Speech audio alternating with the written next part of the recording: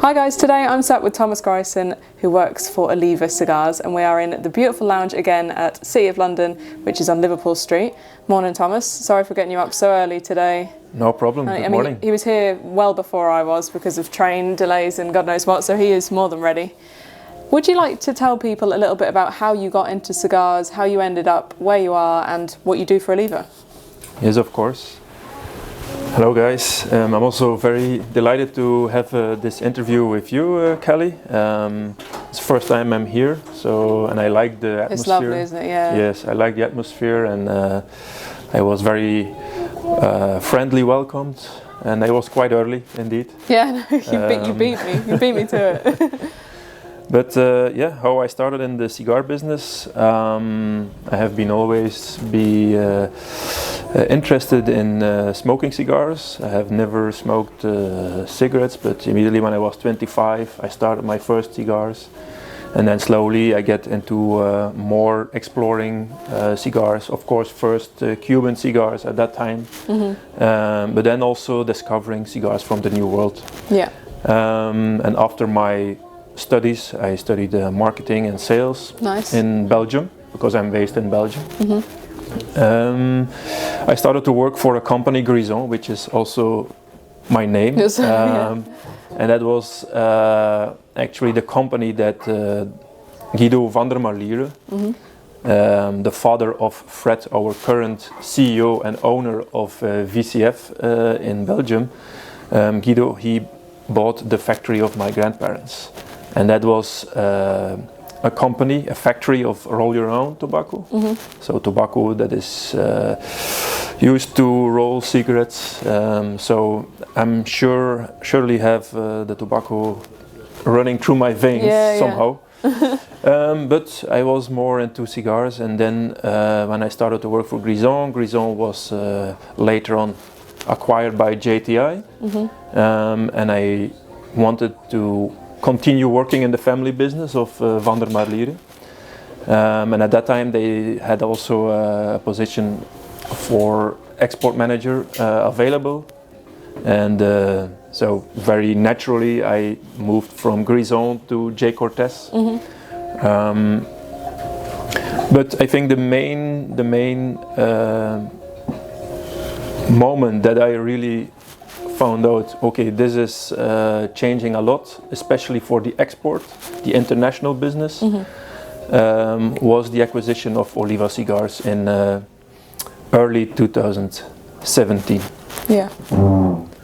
The moment that the news was revealed and Fred informed us officially about the acquisition, I went home and I told my wife Anna, I said, this is very important for us. This will change a lot. So I opened a bottle of champagne. Oh wow. And look now, today after, it was 2017, now we are 2025, almost end of 2025. And we have in the export business, also in global travel retail, as I'm responsible for the export but also the duty free worldwide, we see a lot of success with Oliva Cigars and Nub in the duty free worldwide. Yeah, not forgetting Nub, because obviously Nub, I mean, when I do my videos about Nub, I obviously mention Oliva, but they look very different, I think, even to retail. They look like a completely different brand, but they're sisters, if you like. Absolutely, and the Oliva cigar family, they started with Oliva, of course, the Series O and the Series G, Series V, later on in 2014, end of 2013, 2014 Melanio. But also they came with that beautiful cigar and ID, Nub. And Nub, as you know, is the part of the cigar that is completely at the end, that you hold in your fingers. And until today, the short Robusto 460, everyone talks about Nub. There are other cigars in the market in that Vitola, but Nub is still number one in my opinion. When you look into the short Robusto formats, everyone knows about Nub. It's a great cigar, and the idea was that you have a short cigar, still a fat cigar, that gives you 45 minutes of enjoyment. But when you light the cigar, you have immediately the taste the flavors, the aroma, like when you light a Churchill cigar. So Yeah, there's the same amount of tobacco. I was about to but in say a that. short size. Yeah, I remember learning about nub when I first got into the industry, and it was like, because they're, you know, a very distinct shape. Yeah. And I remember being told it has just as much tobacco in it as a Churchill cigar, but it's in a different Fatola. So that was something I remembered when I first learned about it. And it's an interesting cigar, and in some markets it's even sometimes how can I say, it's very popular in a way that we see some markets and cigar smokers, they really tend to that cigar brand. Yeah. But of course, Oliva is for us our main brand, and but it's nice to see these two different brands next to each other. Yeah. I think Oliva is very traditional, stylish, classy. Yeah. While Nub is maybe more modern, more trendy. Yeah. But for both, there are markets and interested cigar smokers. So have you like been and seen? I presume you have, but you could tell people a bit more about that, like the factory, watching the cigars being rolled, obviously in Nicaragua and things like that. How many times have you managed to be over there? Yeah, it's actually very funny, because when Fred took over the company, we were able to travel with a group from the company to Nicaragua to see how the cigars are made, because J. Cortez at that time was mainly focusing on machine-made cigars. Yeah. And since 1926, so next year we will celebrate our 100-year anniversary with the company. That's cool. So Fred thought, okay, handmade cigars is completely different. So let's have salespeople going over there, see how the cigars are made, going to the farms, the factories, the box factory. Yeah. And at that time it was completely different. It was much smaller than today. Yeah. But since then I managed to go almost every year to Nicaragua. Wow. And this is because, in my opinion, as a salesperson, you need to be in the field. Yeah.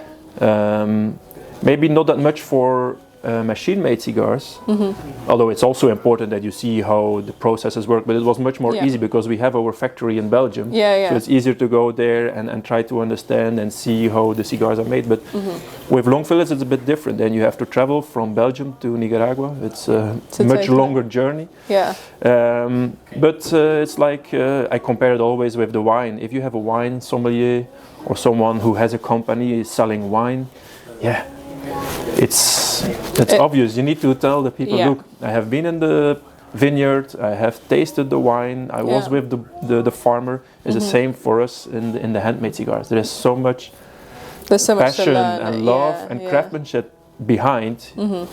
If you want to express and show that to your clients, you need to be and tell them, look, I have been there. Yeah, which is why we do the tour, as you know, because we visit Oliva. Absolutely. The difference it makes in people. I mean, I'm yet to go. I'm actually going in January this time. Okay. But everyone that goes and comes back says like, oh my God, like they're so passionate then about the product as well, because like you said, they've met the people.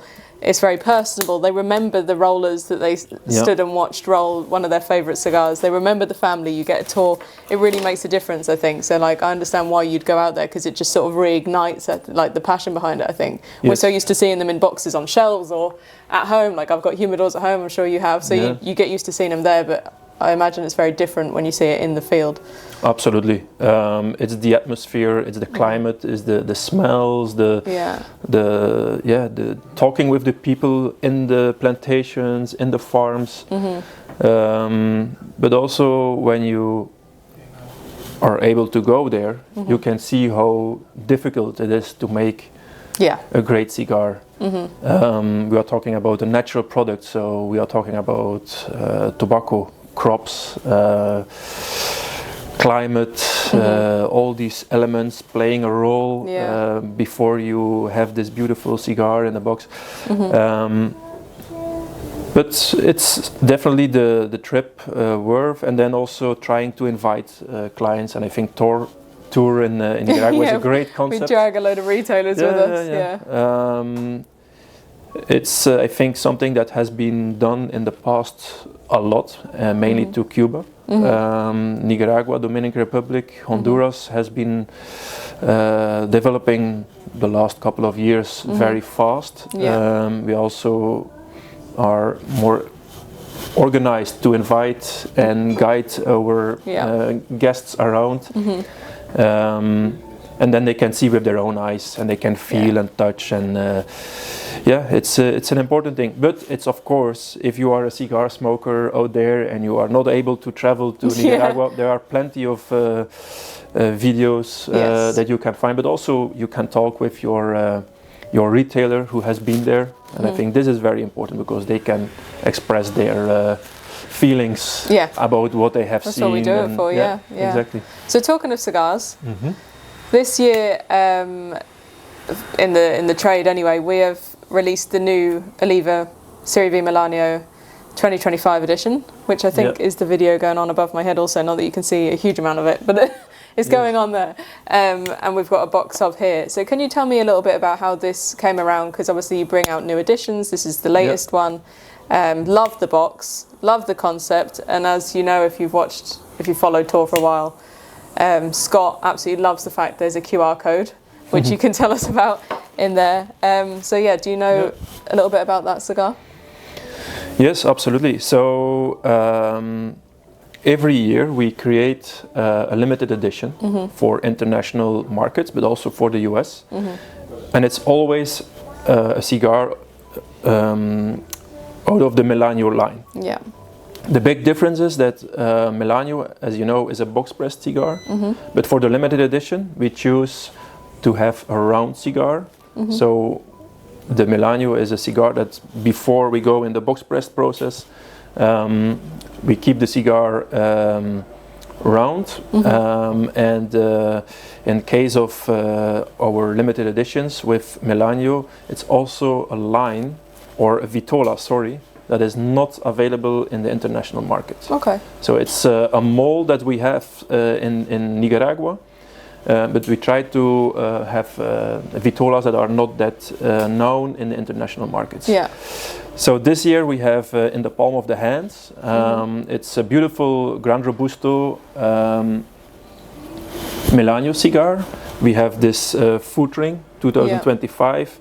And beneath the ring there is a QR code indeed, where when you scan that code you can see who has rolled the cigar, you can see the process, all the different steps that tobacco is going through before we end up or the cigar ends up in this box. The closest you can get to being in Nicaragua. Exactly. Through the QR code, yeah. So every year we have a different vitola. This year it's the Gran Robusto. It's a very lovely cigar.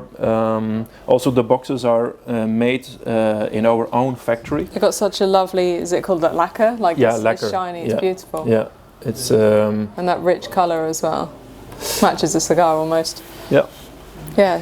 And last year we had also an interesting cigar. It was in a collaboration with a composer, French composer, Paul Montag.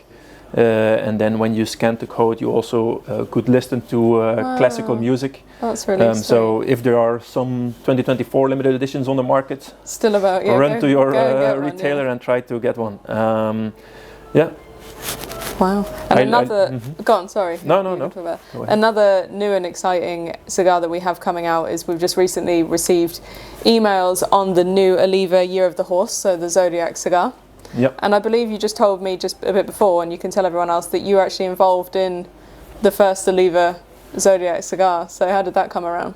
Yeah, so when I don't remember exactly the year, but it was the Zodiac Year of the Dragon, and because I was responsible at that time for Asia Pacific, and we just signed a contract with China Duty Free.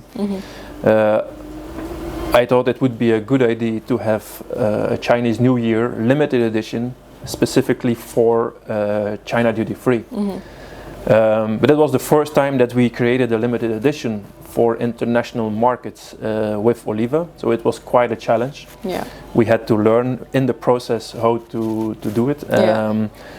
But at the end, it was in my opinion, a success. And it was very limited because it was only available at the China duty free in the Chinese airports.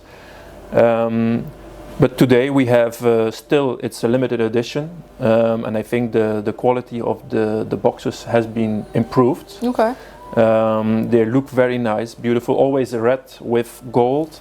I don't think I'll even get to see it because it's so, like you said, it's so limited. It's very limited. I think we've already sold our allocation on pre-orders. So yeah, in most cases. So we launched the project in early of the year, and Chinese New Year is always the year after. For example, now the year of the horse will be, I think, somewhere February 2027. So we are actually pre-selling it, but we have a limited amount that is available. So you have to be quite fast if you really want to have a couple of boxes. The cigar that we have this year, next year, 2026. Sorry, excuse me. You're a year ahead.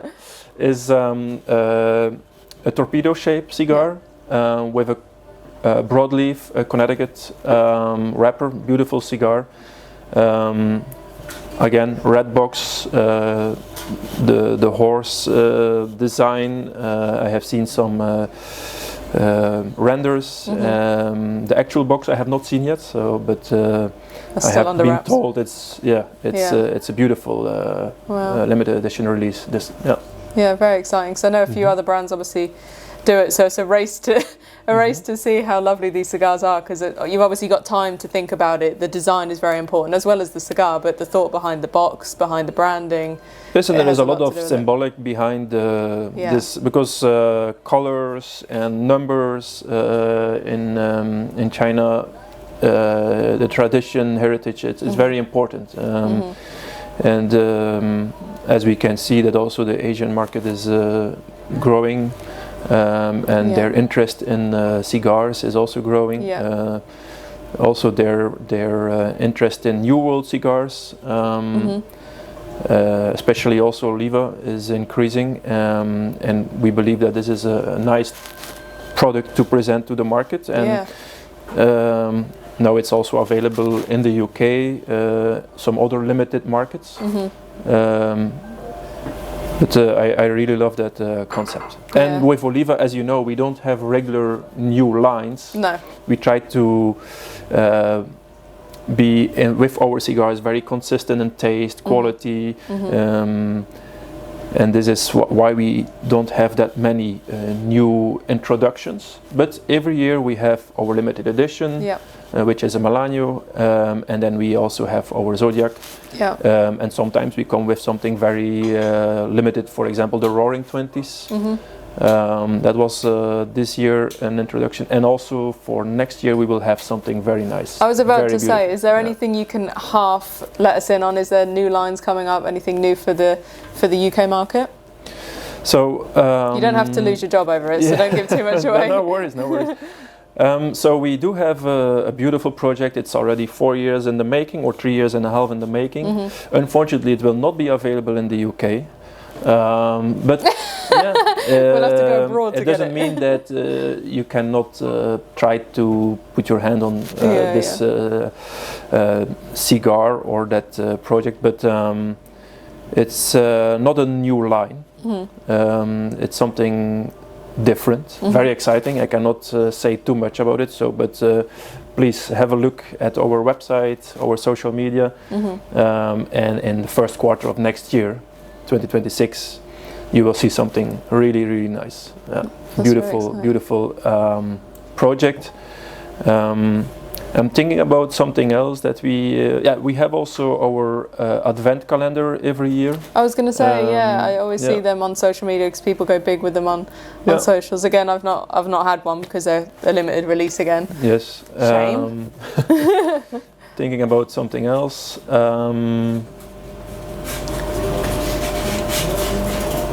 I'm sure I forget something, but yeah, no, it's fine. I think I ask every maker ever this question, and they're always a bit like, Callie, sharp, I'm trying to keep it a secret. So tonight we are going to a very fancy glam event. We're going to the Cigar Smoker of the Year Awards at Boysdale, Canary Wharf, and Oliva, I hear, have been nominated for Cigar of the Year. Does that happen to be the cigar you're smoking? Exactly. So this is the Oliva Series V Double Robusto. Yeah. It's one of our flagships. Me personally, I really enjoy that cigar because of the balance, but also it's Series V, so it's quite complex. It has a certain strength that I like. But again, it's a cigar that is very consistent over the years. Yeah. They put a lot of effort in selecting, sorting the tobaccos, making the mix and the character every year the same. Yeah. If I have to choose, maybe in the same blend, the same line, I would take the Bellicoso, for example, because I like that torpedo shape, and then it has a little bit different experience. But for me, definitely the Double Robusto Series V, it's one of my favorite cigars. Wow, that's very exciting then. Good luck.